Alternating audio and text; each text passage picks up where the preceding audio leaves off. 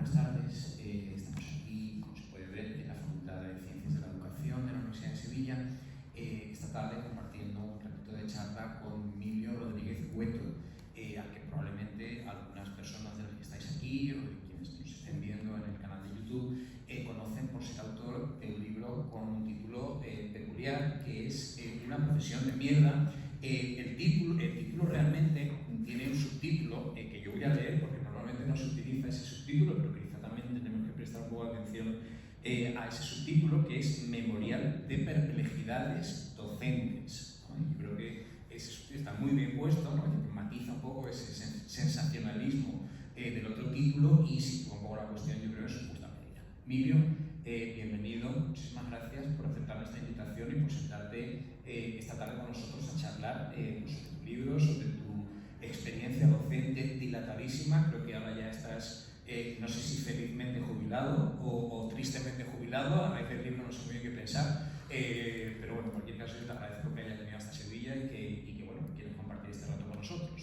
Quería preguntarte, si te parece, empezamos también un poco por ahí, por situar a las personas que nos están viendo y al público de hoy quién eres. Es decir, porque bueno, el libro es bastante conocido, quizá a lo mejor tú no tanto. En ese sentido, podrías contarnos un poquito cuál es tu experiencia, dónde has trabajado fundamentalmente, de docente de secundaria. Pero bueno, si nos puedes contar si has estado mucho tiempo en el mismo centro, si has estado en diferentes centros, que entendamos un poco de dónde llegas, ¿no? Sí, gracias Ramón, y gracias también a la Facultad de Ciencias de la Educación de Sevilla por invitarme. El libro yo creo que simplemente es conocido en Asturias y en los ámbitos educativos asturianos.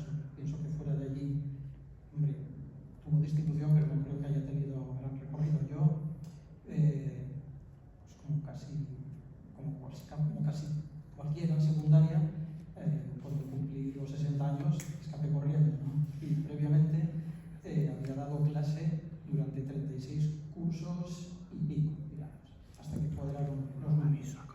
Los últimos 10 cursos en condición de jefe de estudios. Y allí arranca un poco el libro. Este subtítulo de Memorial de perplejidades docentes es porque, claro, a ese caso una profesión de mierda probablemente tuviese muchas profesiones candidatas, mucha gente que se sintiese identificada, ¿no?, con ese título. Entonces, bueno, el editor encontraba razonable especificar un poco más de qué iba la cosa. Pero bueno, es fruto de mi experiencia, no tanto como profesor, más bien como jefe de estudios.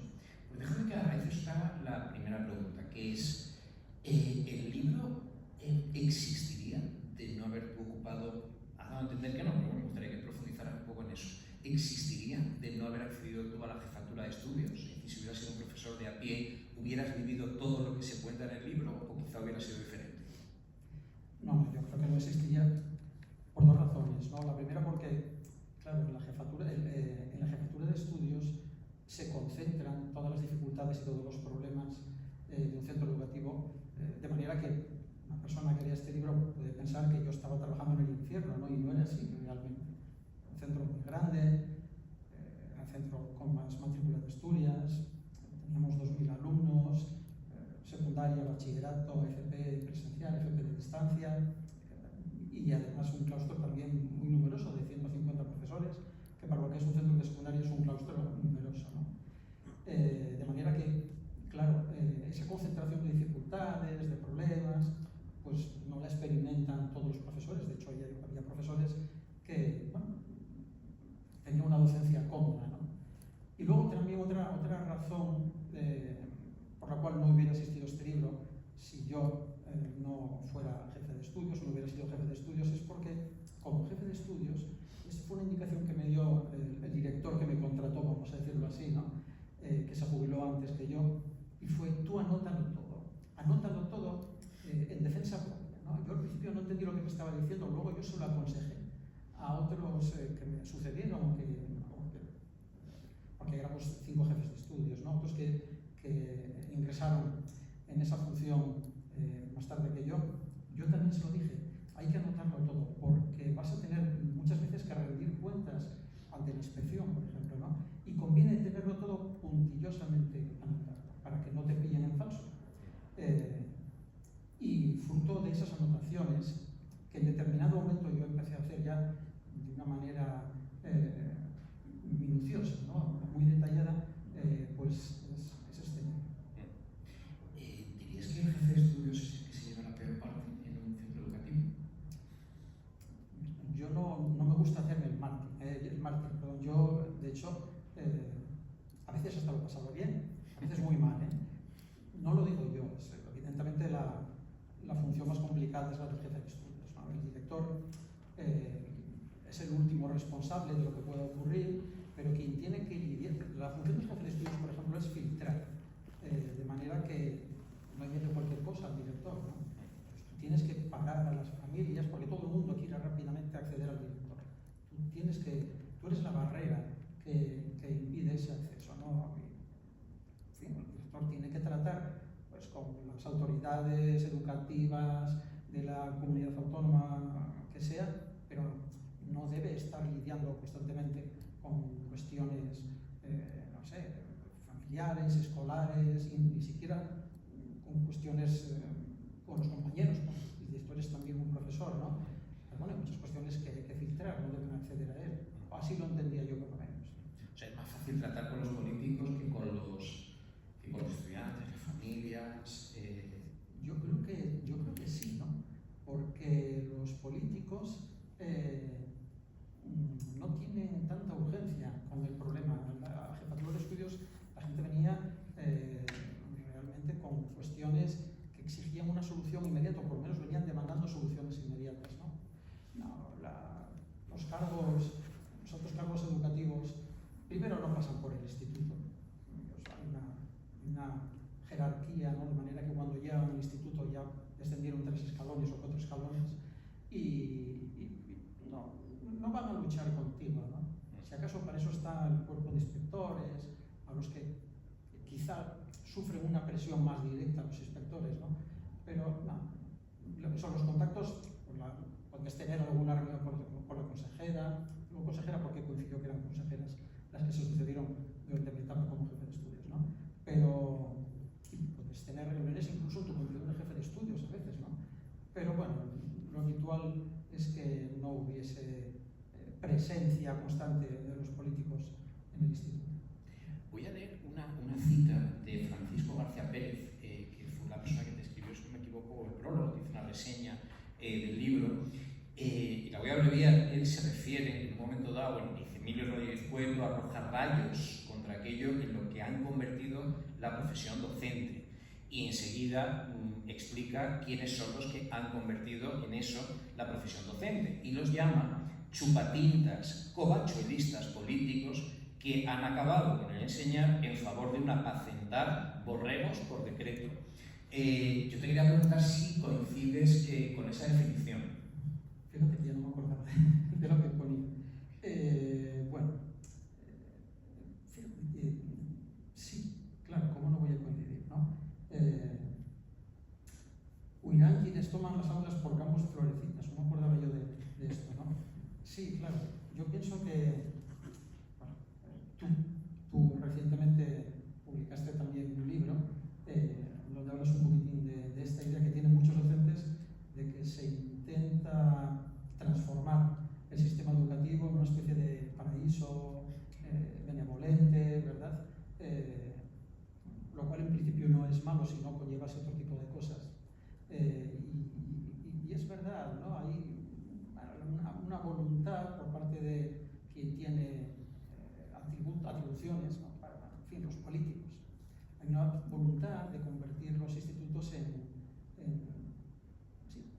centros de, no sé, una especie de paz hippie, o no sé cómo decirlo, ¿no?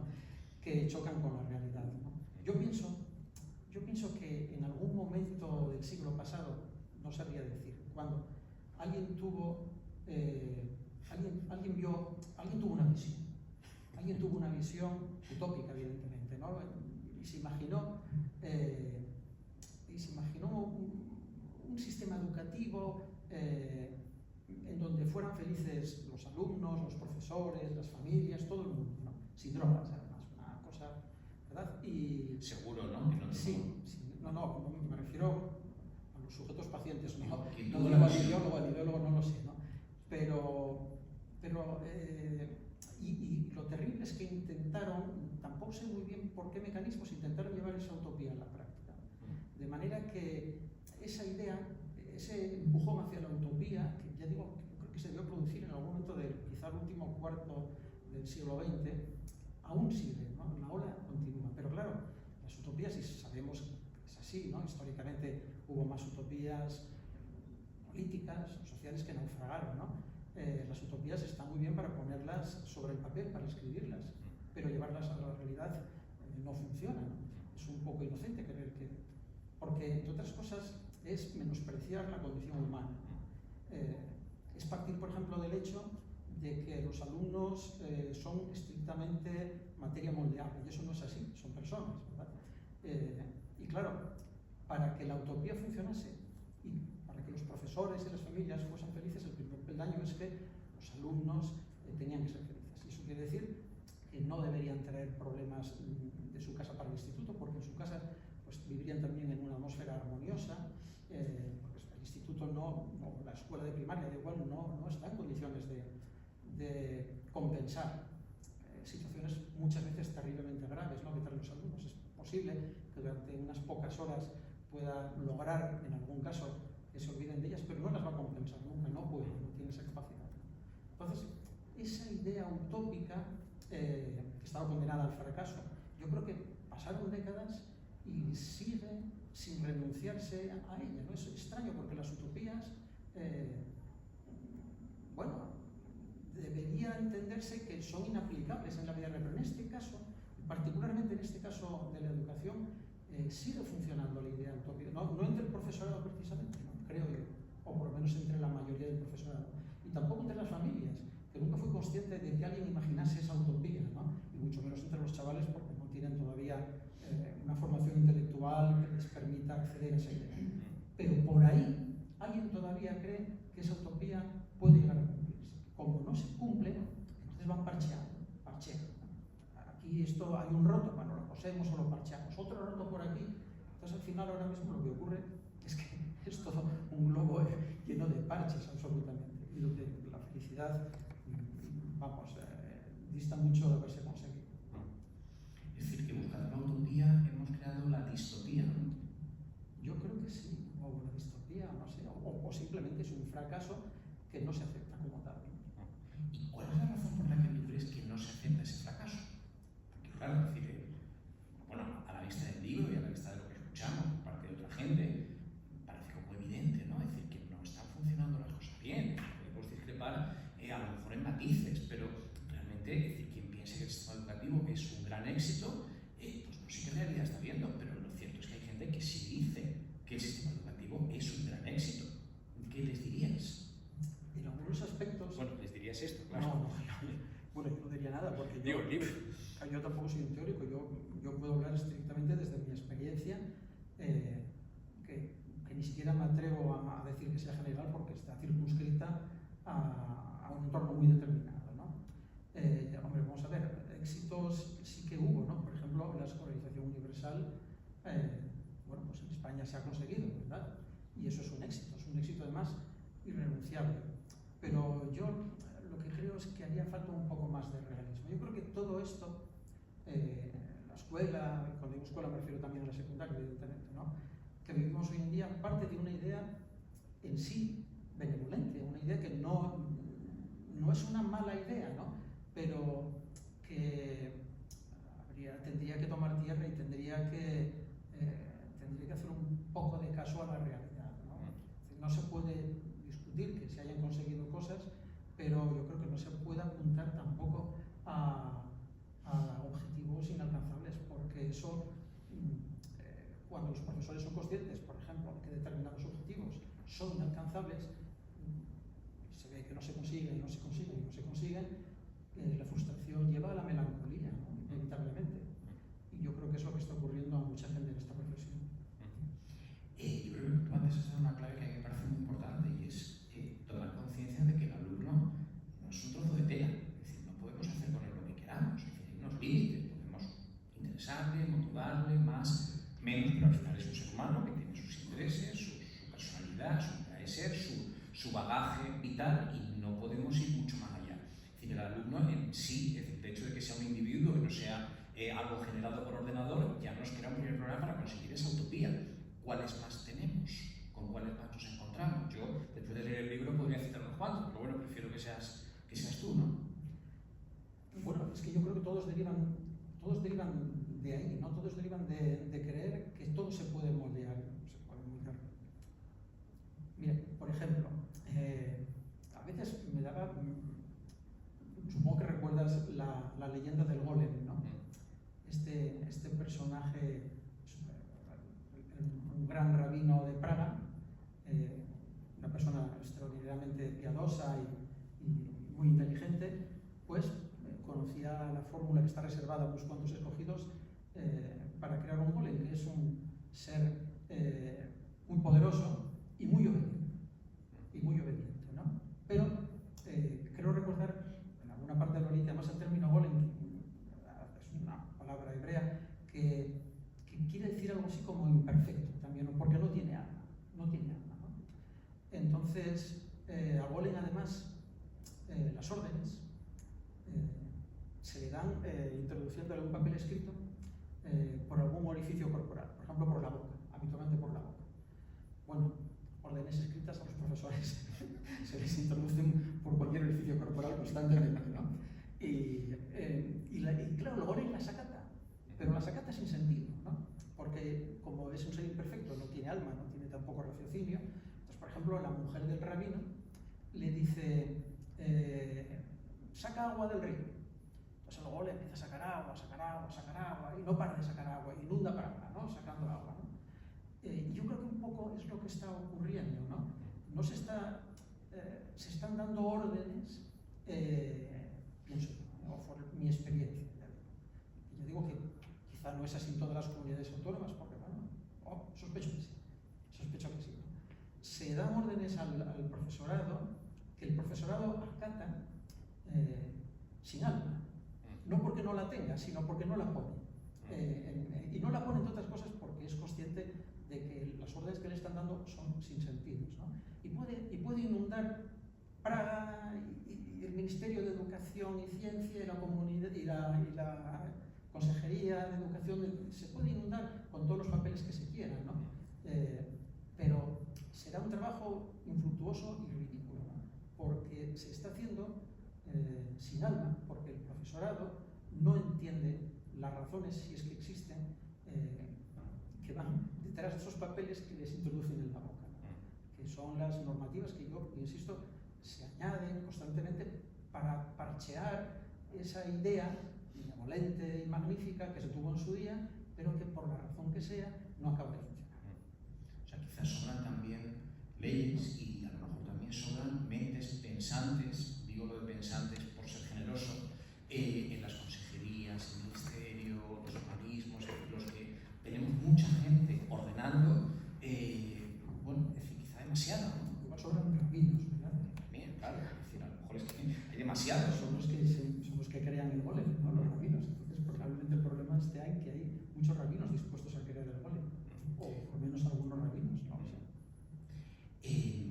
A mí me ha fascinado la lectura del libro, y me ha fascinado no solamente por lo que cuentas, evidentemente es importante y hay que leerlo por eso también, pero creo que el libro es interesante como texto, ¿no? Es decir, como texto incluso literario. Es decir, yo no sé hasta qué punto tú has ficcionalizado o novelado experiencias que claramente tienen un origen en la realidad. Es decir, yo he hablado con mucha gente que ha leído el libro y dice, bueno, pues es que esto pasa en mi instituto, y su instituto está a 1200 kilómetros del tuyo, es decir, no tiene ninguna relación.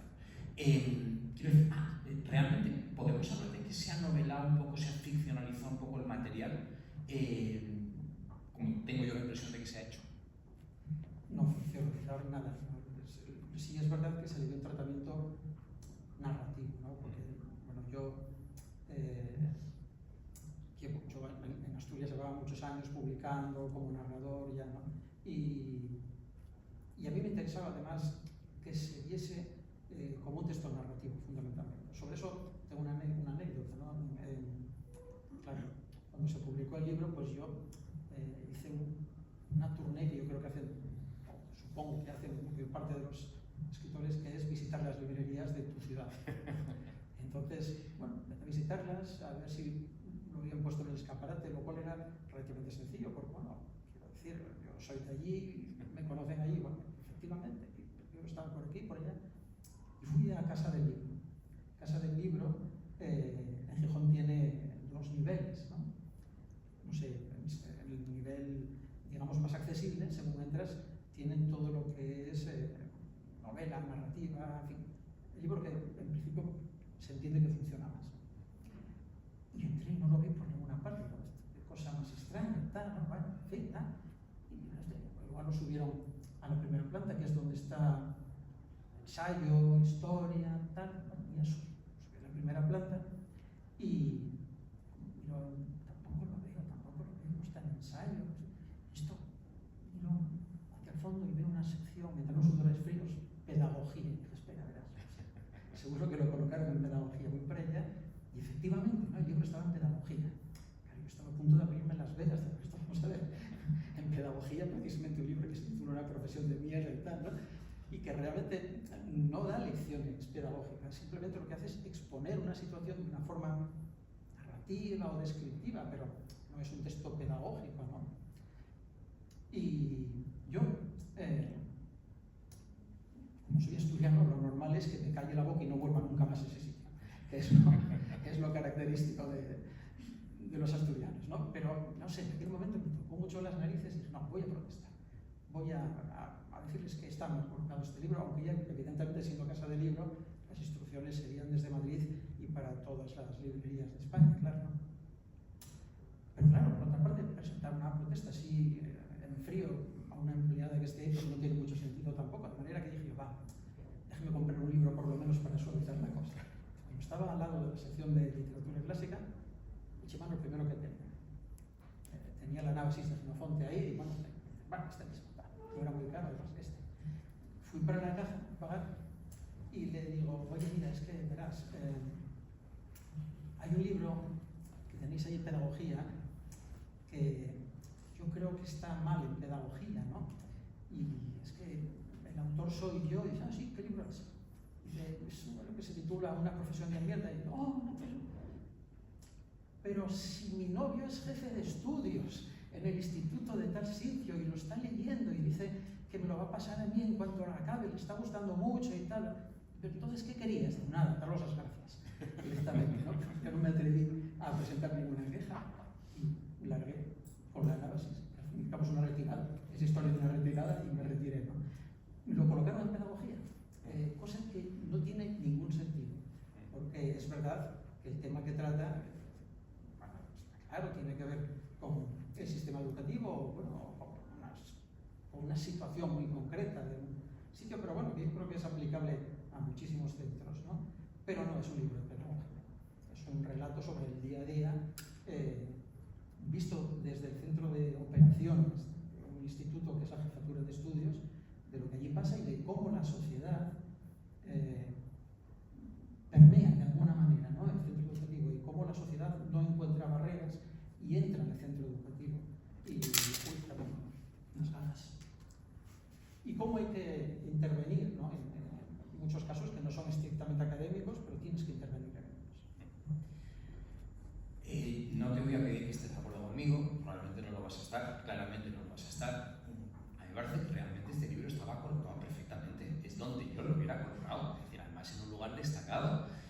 ¿Por qué? Pues porque pienso que quizás en las facultades de pedagogía o de educación hacen falta más libros como este y a lo mejor podríamos prescindir de algunos sobre la gamificación. Es decir, me parece que a alguien que está formando como docente le va a venir mucho mejor leer este libro que leer el 14º libro sobre la gamificación de las matemáticas, honestamente.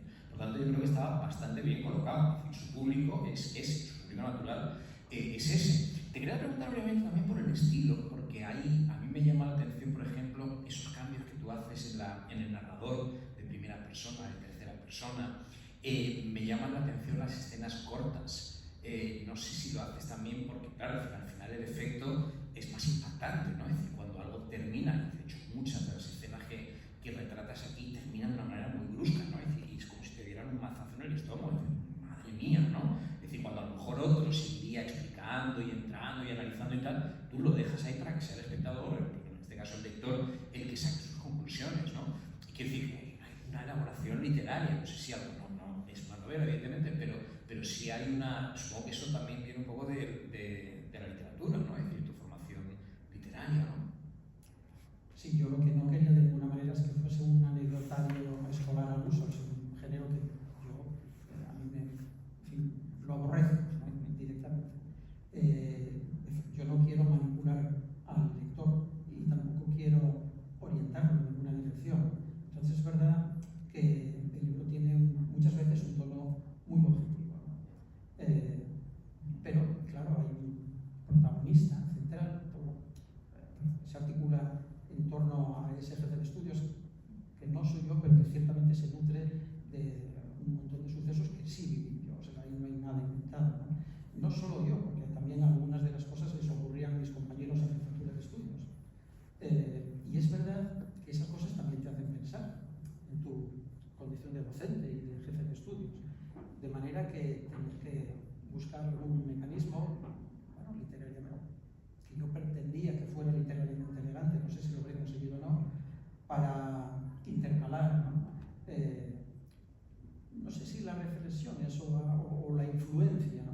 Que ese día a día, a veces tan complicado, acababa teniendo en el jefe de estudios, ¿no? Que a veces es simplemente un ojo que observa y que reproduce o describe o narra de una manera distante, y otras veces pues está influido por esos acontecimientos, ¿no?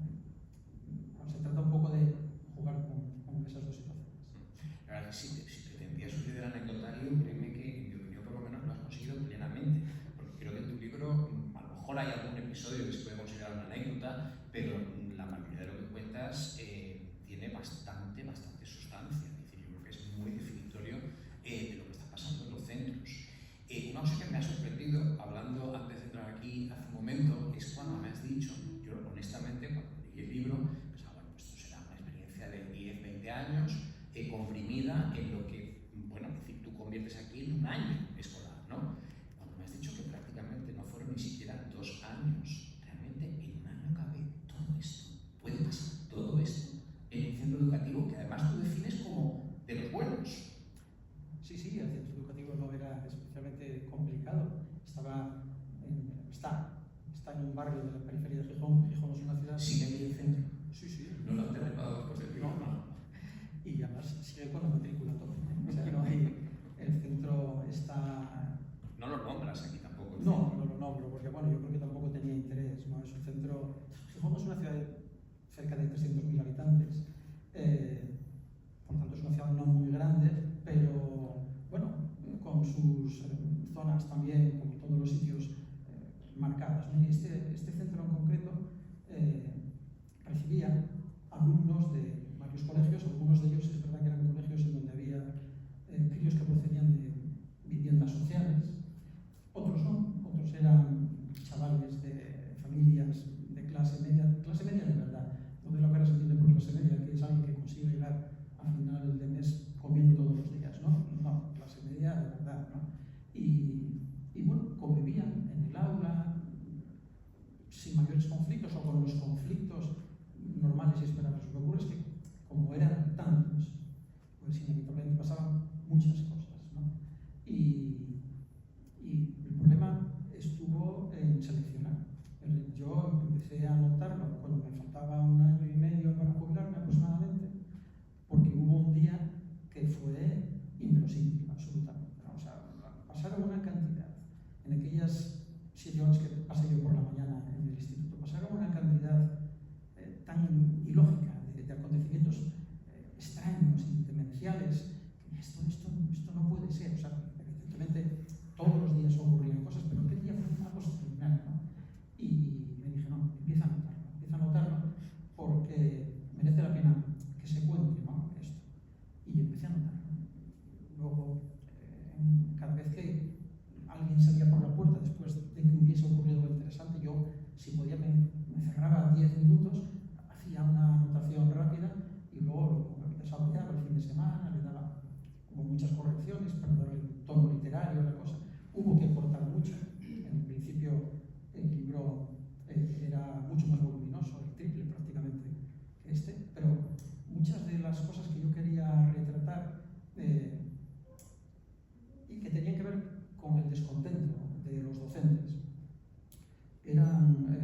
difíciles de comunicar o de relatar para alguien lego, ¿no? Para alguien que no formase parte del gremio, porque tenían que ver con los despropósitos del propio sistema educativo. El papeleo desproporcionado, ilógico, improductivo, bueno, en fin, muchas más cosas que empiezan por ahí, ¿no? Y eso lo tuve que mutilar radicalmente porque había que darle unas dimensiones viables al libro y porque además es verdad que podía disuadir a lectores que no fuesen docentes agraviados, ¿no? O docentes que no se sintiesen agraviados. Entonces, el libro menguó casi todo, bueno, todavía tiene unas dimensiones razonables y potencié más bien ese otro aspecto humano, narrativo, dejando también algún relato, en fin, alguna referencia a lo que es estrictamente los despropósitos de la administración. Yo creo que estás y no estás en el libro. Yo creo que esa es la razón por la que el libro funciona tan bien. Es decir, porque estás pero no estás. Es decir, estás claramente, pero a la hora de la verdad no eres explícito a la hora de decir las cosas. Quizás por lo que acabas de contar, que eres asturiano y no sois tan explícitos a lo mejor como aquí, ¿no? Pero a mí eso me gusta. Es decir, que no me lo den todo hecho, ¿no? Que yo también tenga que sacar mis propias conclusiones. Y una de las que saco, no sé si estarás de acuerdo o no, pese a todo, pese al título, una profesión de mierda, yo creo que lo que este libro destila por los cuatro costados es un enorme amor por esta profesión. Es decir, yo no he terminado el libro pensando que esta sea una profesión de mierda y sobre todo pensando que tú creyeras realmente que era una profesión de mierda, sino todo lo contrario. Es decir, yo creo que esto es una carta de amor a tu profesión. No, la profesión yo creo que es una profesión nobilísima, es una profesión muy digna, ¿no? Como siempre ha sido. El título está entresacado de lo que dice un personaje, que es, porque a veces también reproduje diálogos de docentes y además de una manera bastante fiel. No voy a decir que al 100%, pero bastante fiel, porque yo de inmediato, en cuanto veía algo interesante, o me ocurría algo interesante, pues antes de que se enfriase aquello, pues yo intentaba anotarlo, ¿no? Y hay un momento en que un profesor nos dice, esta es una profesión mierda. Yo eso es una cosa que oí con mucha frecuencia, en esos términos, en términos semejantes, y me choca. En el libro que tú publicaste, a mí me llamó la atención mucho que hay gente que se queja de que los profesores no se quejan. No es esa mi experiencia.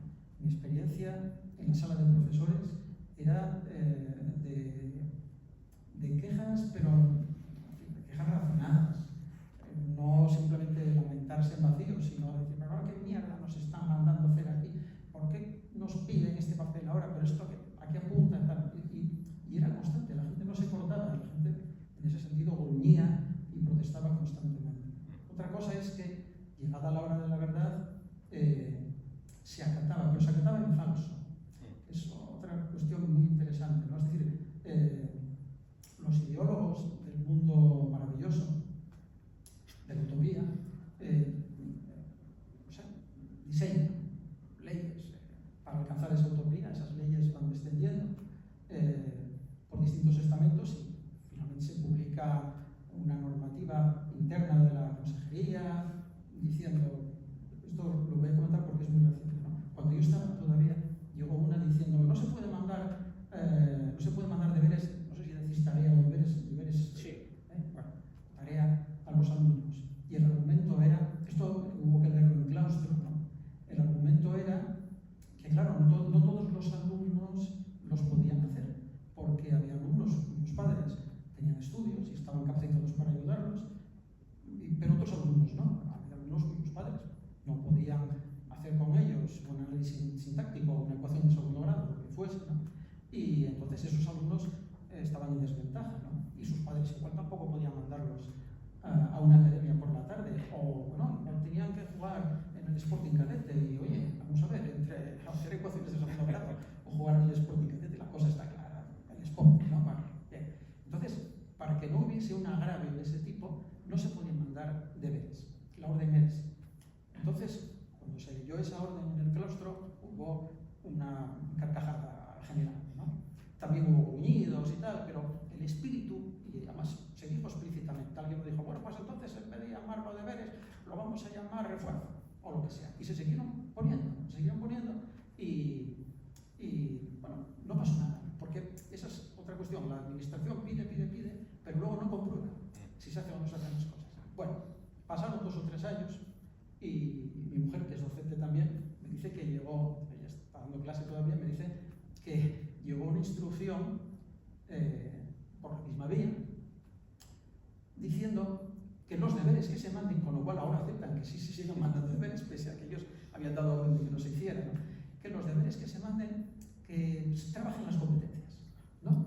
Entonces, en realidad, alguien podría pensar, ahora están metiéndonos aquí a calzador las competencias, pero en realidad no, están envainándose, están regulando. Claro, no pueden aceptar que están regulando, ¿no? Porque dieron una orden que la gente razonablemente no cumplió. Entonces, tienen que disfrazar esa derrota de alguna manera. Y dicen, bueno, ni será por competencias ni será nada, la gente seguirá poniendo lo que siempre estuvo poniendo, ¿no? Y bueno, pues pasará como en ciertos planes de lectura que había. Entonces, irá la onda apagándose, y dentro de 4 o 5 años nadie recordará que primero se dio orden de que no se hicieran deberes y después se dio orden de que esos deberes fueran de cierta manera. Y ya está, ahí se acabó todo. Y habrá habido una especie de resistencia silenciosa, pero eficaz del profesorado. Y mi experiencia es esa. Mi experiencia es que al golem le pueden meter en la boca ciertos papeles. Y es verdad que hay gente que sí, que se somete y tal, pero hay como un corriente subterráneo, una especie de resistencia, ¿no? Que sigue haciendo lo que cree que es más razonable y más digno de la profesión que tiene, ¿no? Yo cuando leía el libro, sobre todo llegué al final, mientras lo leía también, tenía la sensación de que si a alguien tú no culpabas, pese a que hablan cuentas, es decir, muchas cosas de los alumnos y las alumnas y lo que les pasa y los problemas que tienen, etc., pero a quienes menos culpas de toda esta situación eran justamente a los alumnos. Es decir, tú no les culpas de nada. Pese a todo, yo creo que incluso les tienes hasta cariño. Esa sensación que yo tenía. Y de alguna manera comparto la idea de que muchas veces lo fácil es echarle la culpa a los alumnos, cuando al final son la punta del iceberg que ni han creado ellos, ni son responsables de lo que hay ahí abajo, y sí son la consecuencia, muchas veces también las víctimas. Es decir, pese a que a lo mejor ellos se convierten también en los verdugos de otros, ¿no? Es decir, que, no sé, es decir, ¿cómo? Sí, bueno, evidentemente es lo que dices tú, los alumnos pueden ser muy crueles con sus compañeros también, ¿no? Y aquí en Sevilla creo que hay un caso reciente terrible a ese respecto, ¿no? Sin saber, supongo que la cosa se está investigando, pero todo parece indicar, y si no es este caso, otros muchos. Todos conocemos casos en los cuales los alumnos, entre ellos, son muy crueles. Pero es cierto que yo lo pasé mejor con los alumnos que con cualquiera de los otros estamentos del sistema, y quizá con quien me dejó peor sabor de boca fueron muchas familias, no todas. Sería también muy injusto decir las familias son, no, pero es cierto que hay un porcentaje no despreciable de familias que yo creo incluso que tienen un rencor ya filogenético, ¿no?, al sistema educativo. Ese es otro aspecto que no está estudiado y que no se va a estudiar jamás, porque podría dar resultados muy feos si que no interesa, ¿no? Y es cómo se hereda de generación en generación el rechazo al sistema. Porque las ventanas que se abrieron en los años 50, 60 o 70 que permitieron que mucha gente de familia obrera, en mi caso por ejemplo, no accediera a la universidad, muchísima gente, esto es así, ¿no? Esa ventana en realidad nunca se cerró, no nos engañemos, la ventana no se cerró, sigue abierta. Lo que ocurre es que determinadas líneas familiares la aprovecharon y sus hijos accedieron a la universidad y realmente los hijos de los que, por ejemplo, mi hija es también profesora de lengua ahora, ¿no? Y en cambio otras familias no aprovecharon en su momento, aquellos padres de los años, o sea, gente que nació en los 60 o 70, ¿no? Y que pues abandonó el sistema en octavo de GB y una enorme sonrisa, y que se buscó la vida perfectamente, no pasaba nada por eso tampoco, ¿no? Pero yo no hablo en vacío, hablo porque yo veía las líneas de fracaso escolar y observaba que en cierta manera estaba heredado de los padres, y casi me temo decir incluso de los abuelos, ¿no? Es algo, esa estadística no se estudió y yo creo que no se va a estudiar porque los resultados que podría dar serían desoladores, ¿no? Y no sé cómo llegué a esto ni por qué camino empecé a hablar de ello. Pero bueno, sí, los alumnos en principio son el estamento con el que hay que tener más simpatía, ¿no? Muchos de ellos tienen situaciones terribles en casa, terribles, no solo económicas, en fin, padres con dificultades de salud, mentales, padres presos, metidos en la droga. A veces hay, ¿y este crío cómo es que viene? ¿Cómo es que viene? Ya es una cosa heroica, ¿no? Que venga con cierta regularidad al instituto si su padre está preso, su madre es yonki, vive con una abuela que tiene un cáncer, cosas así. O sea, es que era así, ¿no? Cualquier persona que trabaja en un centro educativo conoce casos de este tipo. Y no obstante, aparecía por ahí. Y todavía le pedíamos que hiciese deberes o que se portase bien en clase, si no había nadie detrás de ese crío, absolutamente nadie, ¿no? Y supongo que cuando llegase a casa la situación tenía que ser tristísima, ¿no? Bueno, en fin, yo creo que lo que comentabas tú, ¿no? Si hay alguien que sea una víctima de la situación que hay, pues evidentemente tienen que ser los alumnos, claro. A mí me da mucho que pensar en ti en ese sentido. Es decir, muchas veces tenemos, y que no tenemos otra cosa, un estudiante ahí, nosotros en la universidad, no sabemos de dónde viene, cuál es su familia, es decir, qué problemas puede Claro, tener. esa información sí la tenía. Claro, jefatura de estudios la teníamos. Sí. Claro, te da que pensar. Bueno, yo es que tengo realmente aquí el resultado de unas causas que no conozco. Recibíamos con mucha frecuencia a la policía también. No sé, sí, bueno, cuentas aquí, ¿no? Claro, no cuento nada, ¿no? Las visitas de la policía en jefatura eran relativamente habituales, ¿no? Por muchas razones, ¿verdad? Porque habían desaparecido críos, porque los habían detenido, porque habían detenido a que si la madre no sé qué. Era una visita recurrente. Yo ya conocía el procedimiento que tenía que tener con la policía, o yo tenía que llamar muchas veces a la policía también, ¿no? No estrictamente por algún caso de violencia entre alumnos, también alguna vez, bueno, sino pues porque veías cosas y tenías que llamar a la unidad de familia de la policía, ¿verdad? Esto es muy habitual en jefatura de estudios.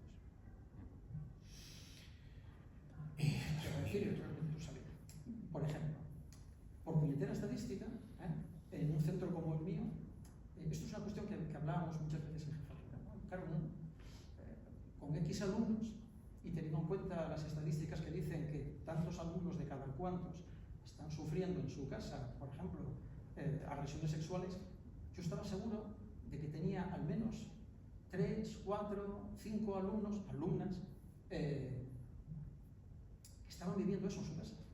Pero claro, no lo detectabas, ¿no? ¿Cómo lo ibas a detectar? No podías saber quién de esos críos estaba sufriendo agresiones sexuales por parte de su padre, o de un tío, o de yo qué sé quién, ¿no? Alguna vez sí que lo identificamos porque ella, la cría, yo recuerdo alguna cría que vino y nos dijo, me pasa esto.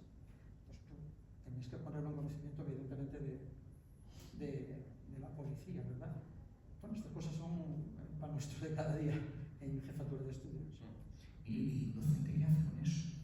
Si tiene un chico allí, una chica. Bueno, está protocolizado, claro. Sí, tienes que.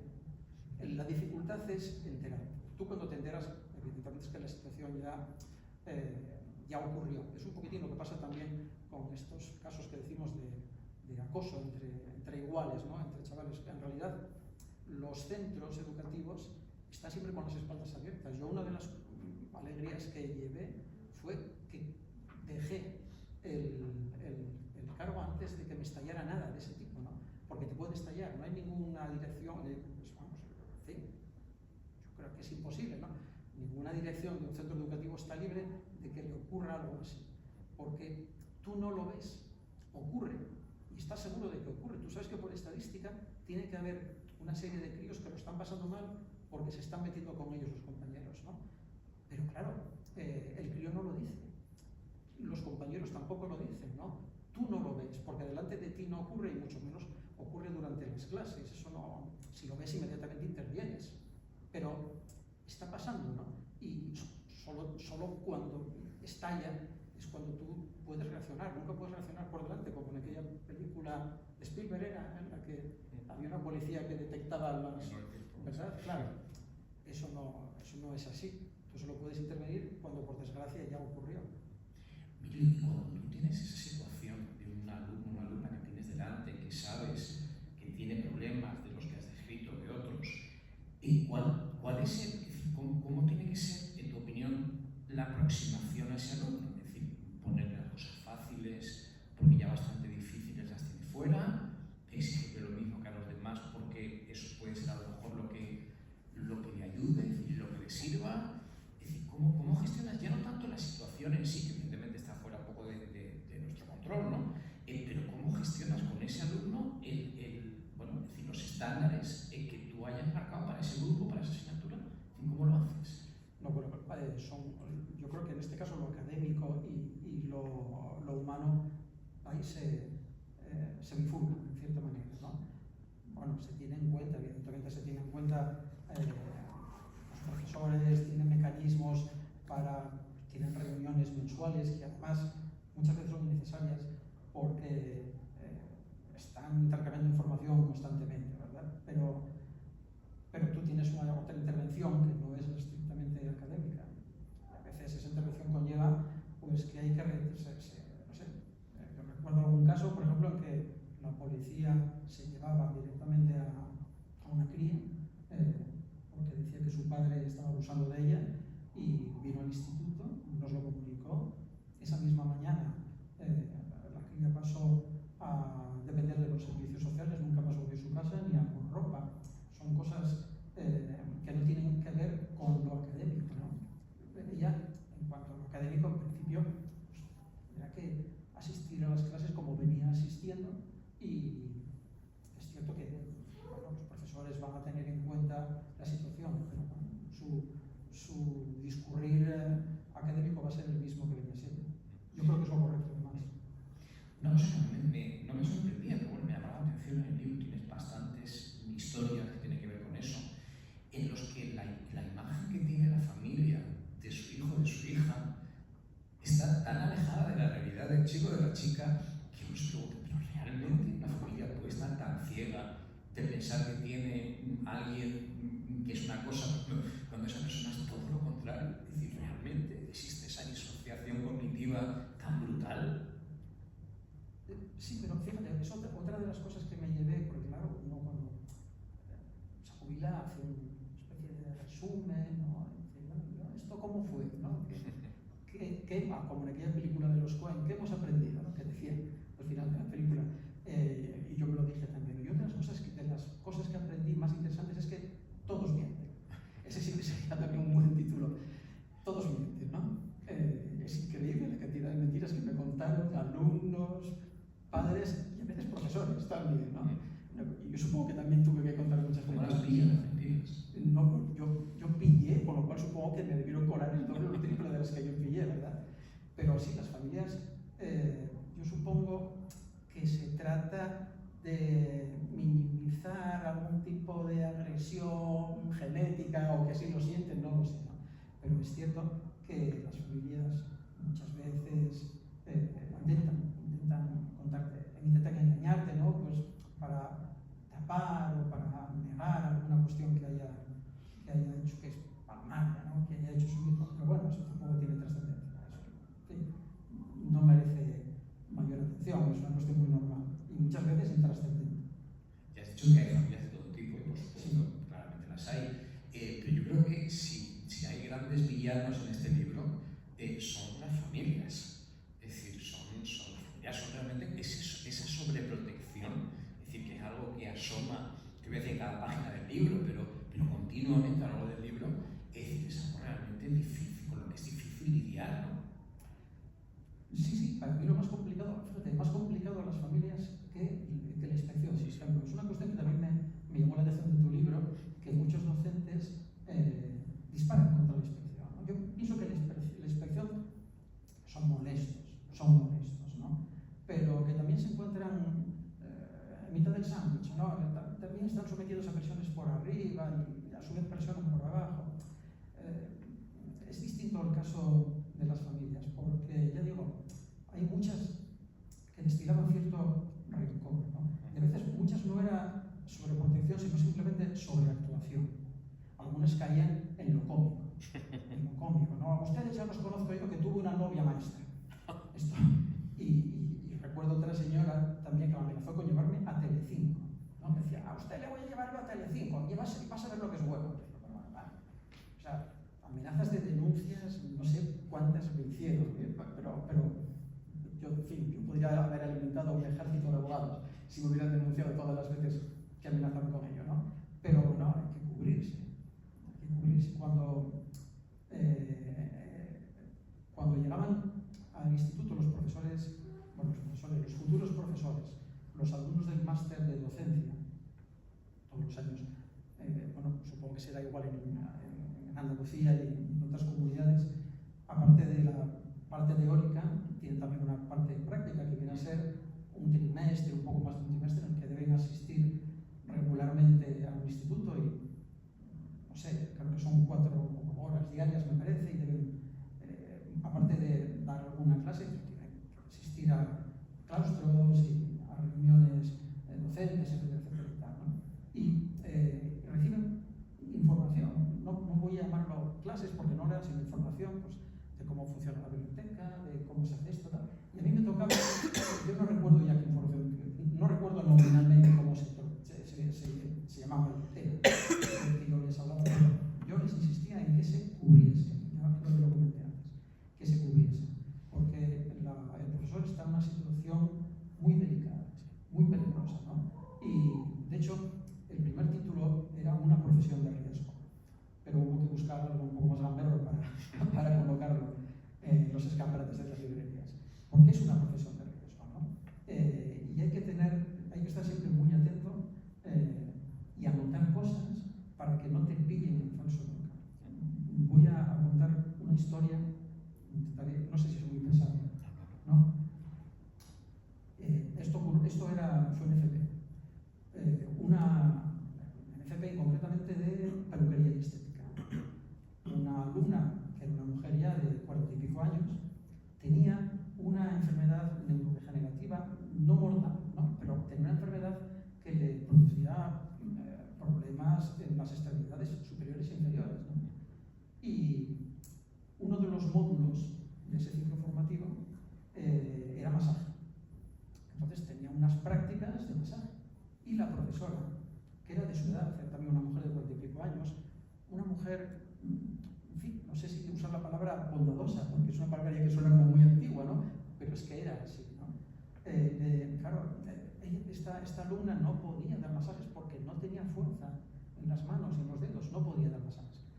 Y se supone que estaba preparándose para acceder a esa profesión, ¿no? No tenía sentido. Y esta profesora, después de observarla que no podía, le dijo, de muy buenas maneras, como después se pudo acreditar, ¿no? Pero como sabe, mujer, yo creo que deberías intentar otra rama de la formación profesional. Se lo dijo en beneficio de ella porque estaba perdiendo el tiempo, es decir, no iba a poder aprobar jamás ese módulo, no podría, ¿no? Bueno, la otra cogió aparentemente un enorme disgusto. Lo siguiente que supimos es que a través del abogado de una asociación de afectados por aquella enfermedad le ponían juicio a la profesora. Lo vimos muy mal todos, porque claro, lo que estaba diciendo es que la había ofendido gravemente y que además se había metido con ella por tener una discapacidad física. No, en fin, yo lo vi muy mal y pensé que realmente que iba a perder el juicio, que iba a tener problemas legales serios. Por supuesto, la que tuvo la depresión fue la profesora, evidentemente, ¿no? Realmente haberte metido en ese follón y con una acusación tan grave y que tan fácil podías perder. Afortunadamente, las compañeras, cosa extraordinaria, las compañeras de esta alumna fueron las que declararon en favor de la profesora. Pero hay que estar cubiertos, no sabes nunca por dónde te va a venir, porque actúas con la mejor voluntad, que es decirle, en este caso a esa alumna, oye, es que pasa esto, ¿no? Y mira la que te queda encima. Y fueron meses de mucho estrés, ¿no? Y de mucho agobio, Sí. con una perspectiva muy mala. Yo coincido contigo, lo que pasa es que también me parece que es una pena, ¿no? Es decir, que es una profesión que tendría que estar basada en la confianza mutua, ¿no? Pues no. Es decir, se terminemos judicializándola y nos obligue a hacer cosas meramente por cubrirnos. Es una pena, pero yo mi consejo para alguien, para alguien que quiera ser profesor de secundaria, yo le animo, lo puede pasar muy bien también, ¿no? Pero que desconfíe. O sea, hay que desconfiar. Yo solo digo a mi hija, tú desconfía, ¿no? Desconfía de los de arriba y desconfía también, no son los de abajo, las familias y los alumnos no son los de abajo, pero desconfía de los otros que no son los de arriba, porque así, en su beneficio te pueden echar los caballos, te van a echar. Este sería el momento perfecto para dar paso a nuestro público, pues tener alguna pregunta. Pero antes de hacerlo, y puesto que estamos grabando todo esto, y en el momento en que empieza a participar el público tenemos que interrumpir la grabación por la deliciosa ley de protección de datos, yo quisiera hacerte una última pregunta muy rápida. Entiendo que la administración te habrá llamado después de la publicación del libro pues, para preguntarte, interesarse, amenazarte. No, llegó que sí, que se había leído, porque luego, claro, yo coincidió que yo lo publiqué meses después de jubilarme, ¿no? No fui inocente, tampoco ese hecho, ¿no? Y sí, cuando pasaban los inspectores por ahí decían que ya no te podían echar, ¿no? Claro, ya me había echado yo, ¿no? Vuestro compañero tal, ¿no? Vuestro compañero cual. Pero bueno, en general también lo decían con una sonrisa en los labios. En ese sentido, creo que no desperté grandes rencores. Yo creo que lo tiene que haber disfrutado mucho, sí. Pues antes de pasar a las preguntas, yo voy a despedirte formalmente, paramos la grabación y a partir de ahí pues continuamos unos minutos más en el coloquio si tenéis cosas que aportar. Emilio, muchísimas gracias por venir a Sevilla, muchísimas gracias por escribir el libro. Yo se lo recomiendo a todo el mundo, creo que es una lectura absolutamente imprescindible, ya no solamente para hacer terapia a las personas que están en la profesión, sino sobre todo a aquellos que no están todavía en la profesión, pero no para quitarles las ganas, sino para aportarles esa mínima dosis de realismo que, por desgracia, en esta facultad maravillosa que nos acoge, no suele ser lo más adecuado.